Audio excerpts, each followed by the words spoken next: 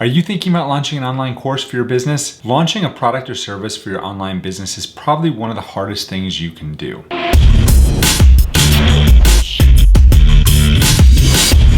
Hi, my name is Jim Hart. I'm the founding attorney here at Hawthorn Law, where we help online entrepreneurs get their legal house in order so they can focus on what they do best, and that is building a business that truly matters in the world. Today, I want to share with you the tools and strategy that I used to successfully launch my first online product in the legal space, which is basically unheard of. So if you are an entrepreneur and you're interested in launching an online business of some sort, then chances are sooner or later, you're going to need to think about launching some form of product. Now, that's not to say that there aren't people out there that have online businesses that are very successful that never launch any products at all. There's affiliate marketers out there. There's a lot of YouTubers out there that make a lot of money through AdSense revenue and never have to launch a product. However, even the big name bloggers like Pat Flynn, who went for years without launching a product, and Robert Farrington, who also went for years without launching a product for his college investor blog, eventually decided they wanted to launch a product for their businesses. But by the time they did it, they had hundreds of thousands, if not millions of followers watching them, so it was probably a lot easier. If you're just starting out from square one and you don't have that big of an audience, then launching a product or a service or even a course is going to be incredibly difficult. And there's a couple reasons why launching a product or service is so difficult, especially when you're just starting out. Number one, you don't have an audience. An audience is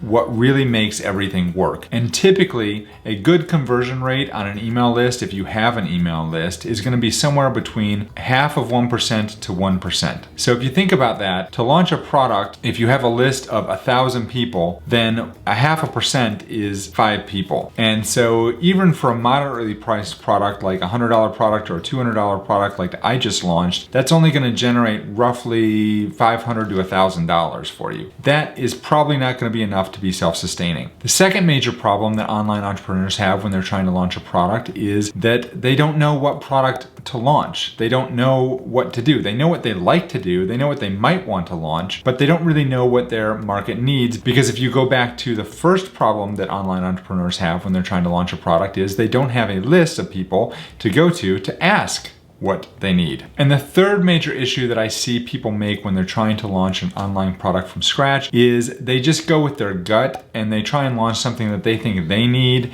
that they think they would want, that they would maybe purchase, and then they wonder why nobody buys when they launch it to the world. So with all this in mind, in order to launch a successful product online, you really need to have a proven system to research, create, and then sell that product to the masses. There are literally hundreds, if not thousands, of online products, apps, technology tools, courses, and other services that are geared towards helping entrepreneurially minded people to create and launch an online product. And if you're just starting out, or even if you're an experienced online entrepreneur, but you don't have that system that's going to help you to create that product, and you're not quite sure what technology to use, then you can easily get overwhelmed or spend potentially thousands of dollars on software programs, apps, courses, etc., before you even launch a single thing, with no guarantee that you're ever going to derive any revenue at all from that product. So with that as the backdrop, today what I want to do is share with you the 9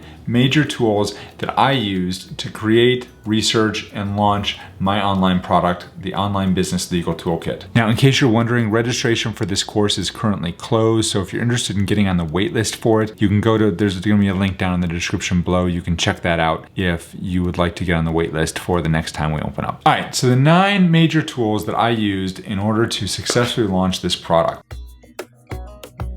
I have to give an honorable mention before I start anything back to Jeff Walker, who created the product launch formula. I signed up for that course back in 2016. Mind you, when I'm recording this right now, in case you're listening to this in the future, it is now 2020. It took me 4 years to successfully launch an online product. And I first figured out how to do that by watching and enrolling in Jeff Walker's course way back in 2016. However, what Jeff Walker's course did a really good job of back in 2016 was teach me how to launch a product. But what he did not teach us was how to actually research and develop that product so that it would sell. For that, I turned to a course by Ramit Sethi called Zero to Launch. This is an amazing course. It teaches you how to find a good profitable niche to sell a product in. It teaches you how to research that product, create the product, and then sell the product. So there's 4 main modules involved in that course. It took me probably 2 years to go through all of them, but it was worth every penny to do so. Ramit puts out quality courses, quality materials. I highly recommend if you're thinking about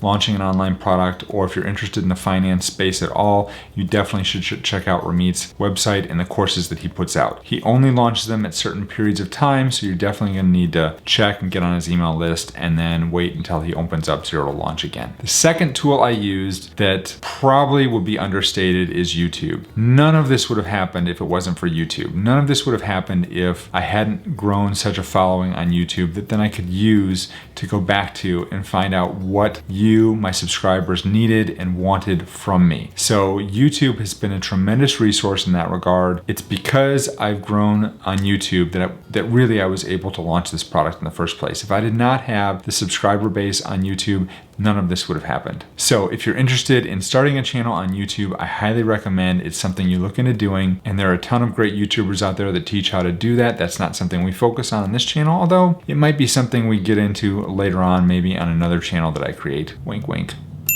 As my YouTube channel grew, we got into the third main product that I use, and that is my email service provider, Convertkit. It was through Convertkit that I first started to create lead magnets and put them out there that people could sign up for and get on my mailing list, which now I'm getting hundreds of people a month joining my mailing list, which has allowed me to reach out to those people, foster relationships, email people back and forth, and really get a sense of what people are looking for and what they want in terms of an online product from me. Convertkit is a paid product. I will include a link down below to an affiliate link. I think it costs around $29 a month if I'm not mistaken, and that's when you're just starting out. So way back in December, which would have been 5 months ago, I sent my first email to my list asking them to fill out a survey. And I got a tremendous response from that survey, and it really helped me to start learning what it was that you wanted and what you were looking for in a product. And FYI, next week I'm going to be sharing a video that's going to talk about how I make money on YouTube. It's also going to share the results of this recent product launch. So what I did with that email list and what I did with the survey request is I sent people to a Google form, which is a free piece of software, and I started collecting responses from people and figuring out what people were looking for. The next piece of software I used is called Airtable. And Airtable is a database tool that I use to start mapping out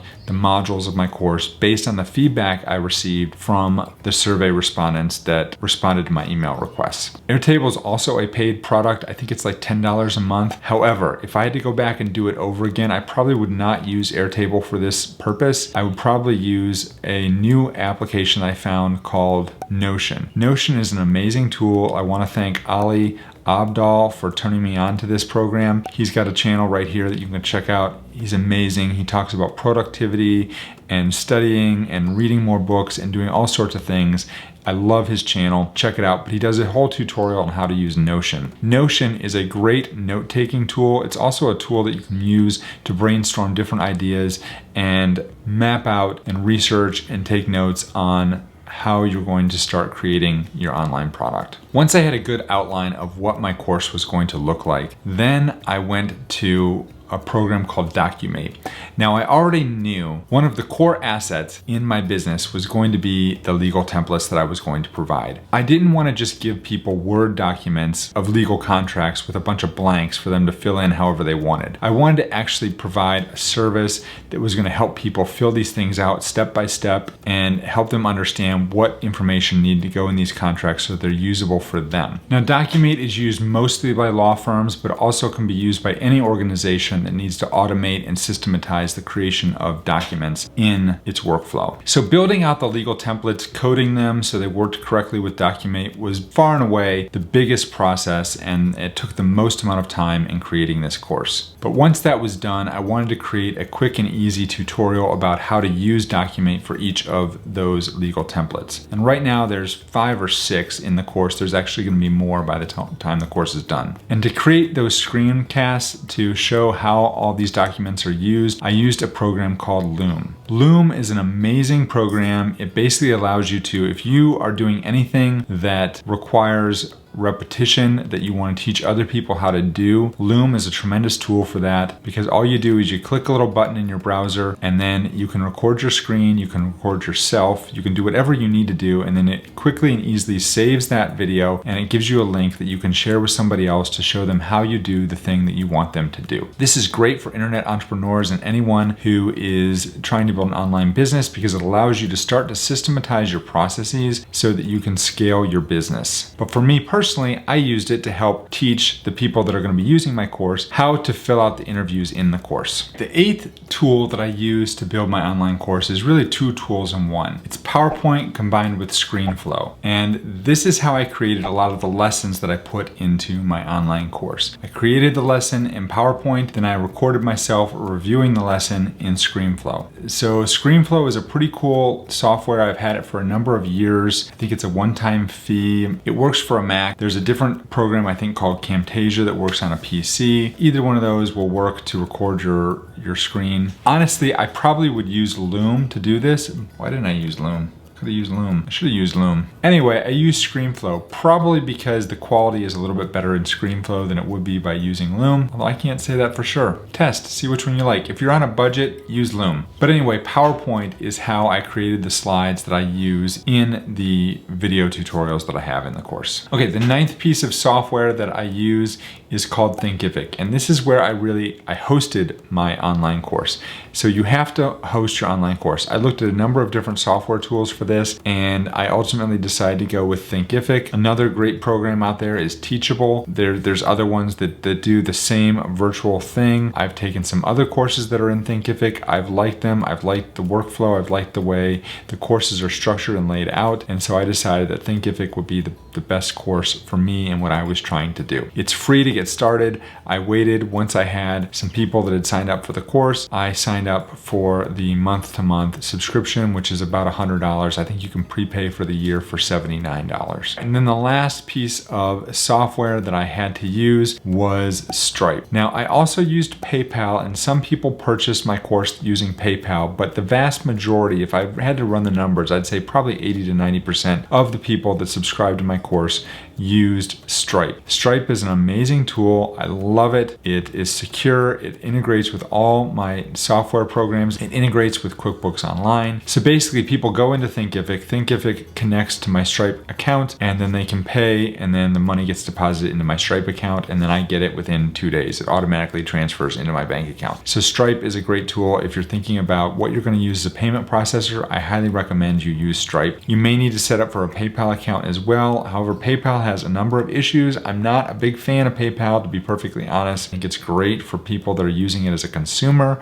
but from the vendor side, it sometimes can be difficult to get your money out of PayPal. They need all sorts of security protocols to make sure you are who you say you are. They hold back your funds, things like that. So I'm not a huge fan of PayPal, but Stripe I've never had an issue with, and I love them. The other thing that I love about Stripe as opposed to PayPal is you can set up one account and you can have that account work for multiple businesses. So in other words, I have my law firm Stripe account and I have Hawthorn Law Stripe account. They're two separate things.